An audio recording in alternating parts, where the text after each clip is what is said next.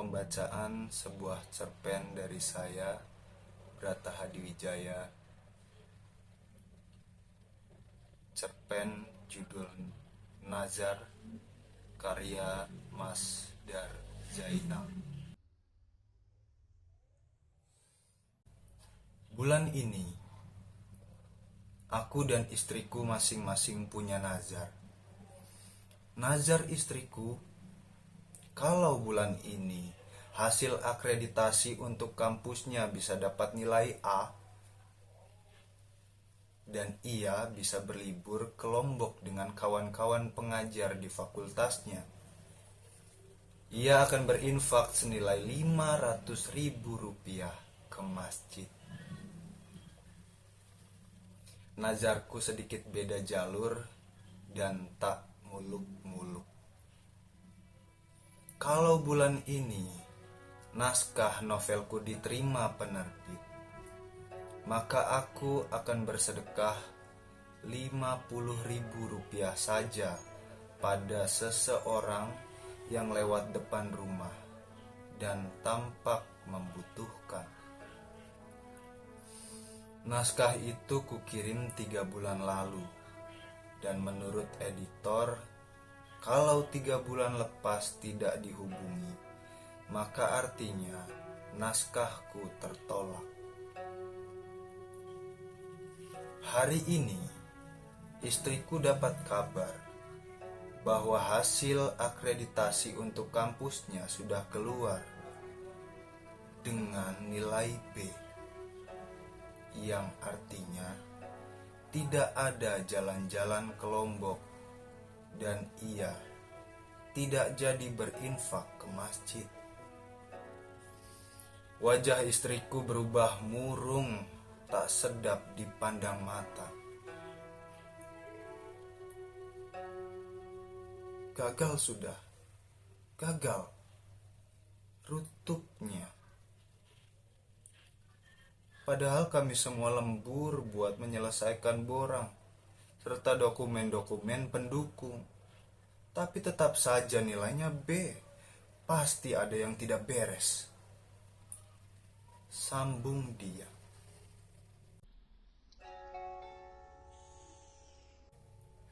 Sebenarnya, mimpi utama istriku bukanlah nilai akreditasi kampusnya, melainkan berjalan-jalan ke Lombok.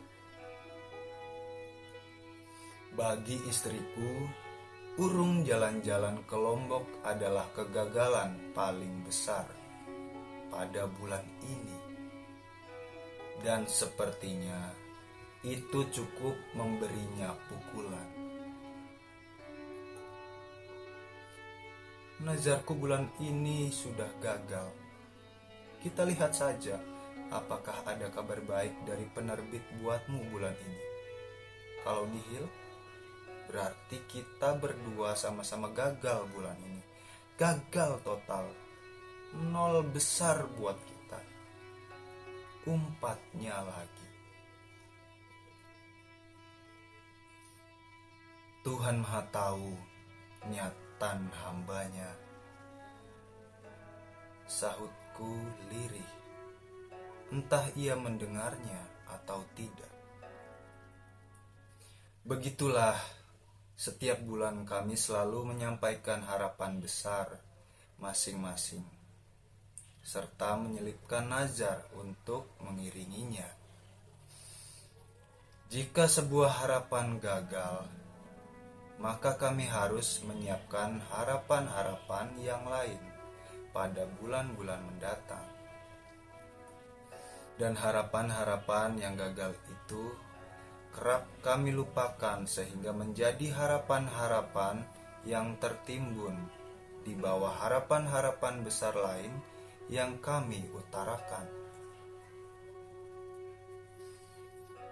Pada bulan awal-awal pernikahan, kami punya harapan besar sama, segera dikaruniai momongan. Tapi harapan itu tidak terwujud sampai detik ini, bulan ke-15 dari bulan pernikahan kami.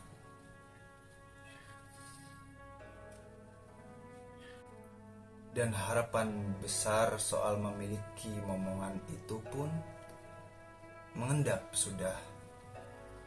Menjadi harapan besar yang kami sembunyikan sebab dari bulan ke bulan rahim istriku masih kosong. Lalu harapan besar lain pun muncul satu persatu seiring waktu yang terus berjalan. Sudahlah, tidak jadi ke Lombok bukan berarti akhir dunia. Ujarku mencoba menghibur. Tapi perempuan itu sudah kadung muram. Kau tidak tahu rasanya. Sudah lembur berminggu-minggu, tapi dapat nilai B. Capeknya sampai ke hati. Balasnya cepat tanpa menatap orang yang diajaknya bicara. Hari ini kau sudah makan? Tanyaku mengalihkan topik bahasan. Ia mengangguk. Apa menu di kantormu hari ini? Lanjutku. Bebek bakar sama es Manado, sahutnya dengan wajah datar penuh kepayahan. Wah, mantap. Apa bebek bakar sama es Manadonya enak? Lumayan. Oh, lebih nikmat mana? Antara badan sehat sehingga bisa makan bebek bakar plus es Manado sama jalan-jalan ke Lombok. Aku mengembalikan topik bahasan. Tidak ada hubungannya, jawabnya ketus.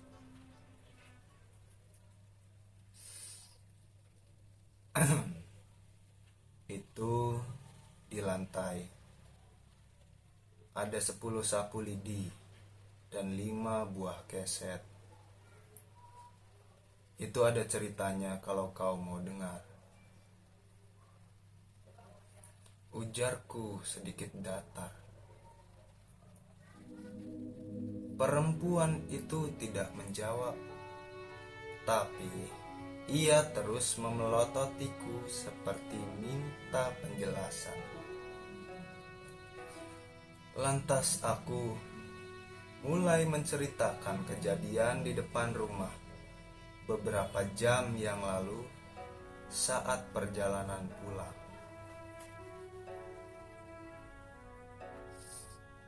Sepulang dari kantor, aku melihat seorang perempuan tua berjalan terpincang-pincang di jalanan ke arah rumah.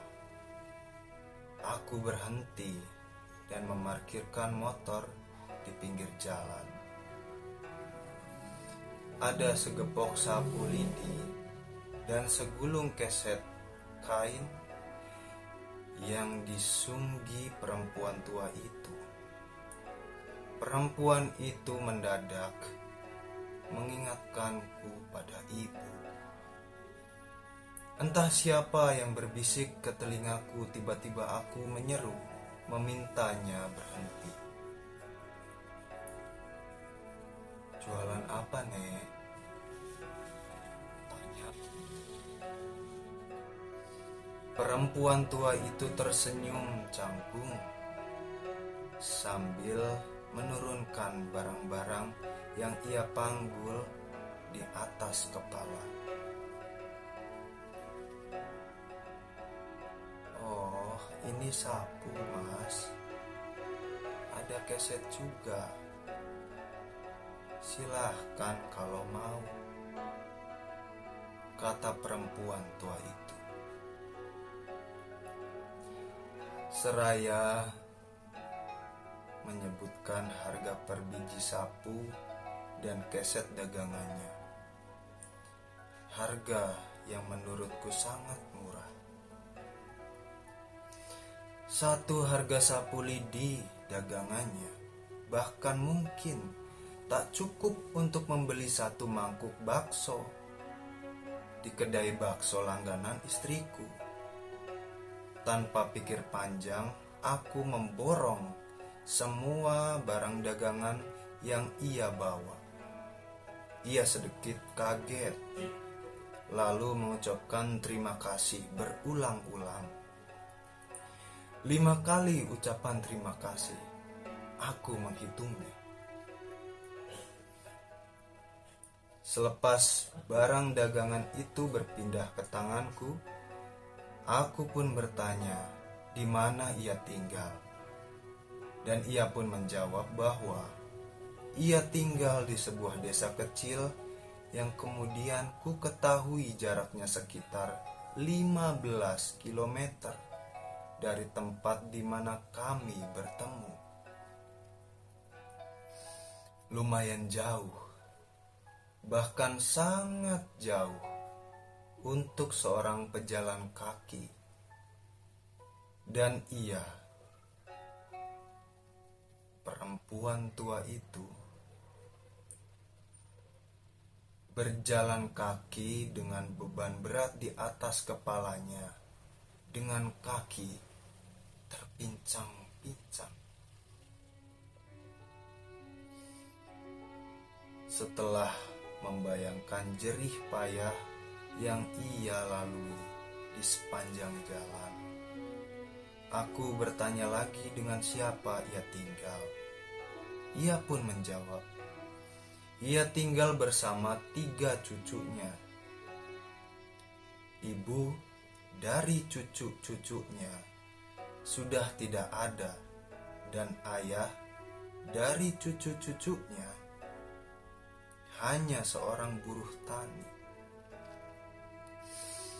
Ketika bercerita perihal cucu-cucunya, suara perempuan tua itu menjadi goyah. Dan aku melihat jelas ada air mengembang di pelupuk matanya.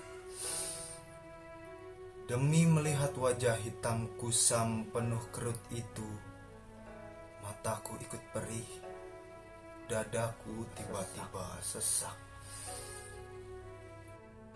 Sampai perempuan tua itu berlalu dari hadapanku dengan langkah terpincang-pincang. Sesak di dadaku tak juga hilang, malah kian memuncak. Dan sepanjang perjalanan menuju rumah, tak henti-henti aku memikirkan perempuan tua itu. Sampai tiba-tiba istriku datang dengan wajah tertekuk, lalu mengomel gara-gara tidak jadi jalan-jalan ke Lombok.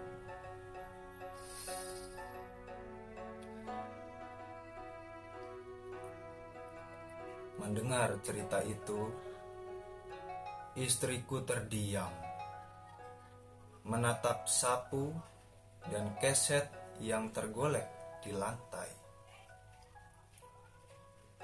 2 harapan yang sama-sama besar, kataku.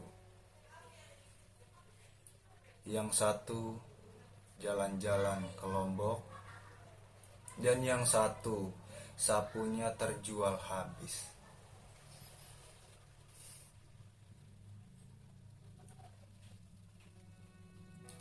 Istriku tidak menyahut.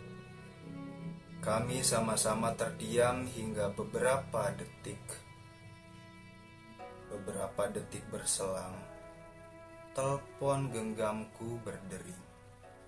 Sebuah telepon dari seorang editor di sebuah penerbit. Sebuah kabar baik. Naskah novelku diterima. harapanmu terkabul. 1-0. Bisik istriku ikut girang. Malam harinya istriku mengeluh pusing. Pada pagi hari berikutnya ia izin tidak masuk kerja. Katanya perutnya mual-mual. Masa iya saya hamil? Lirihnya tidak yakin. Tapi saya melihat matanya penuh binar. Entah siapa yang membisikkan ke telinga saya. Tiba-tiba saya membalas, Tuhan Maha Tahu harapan hambanya. Malang 2021 sampai 2023. Sekian.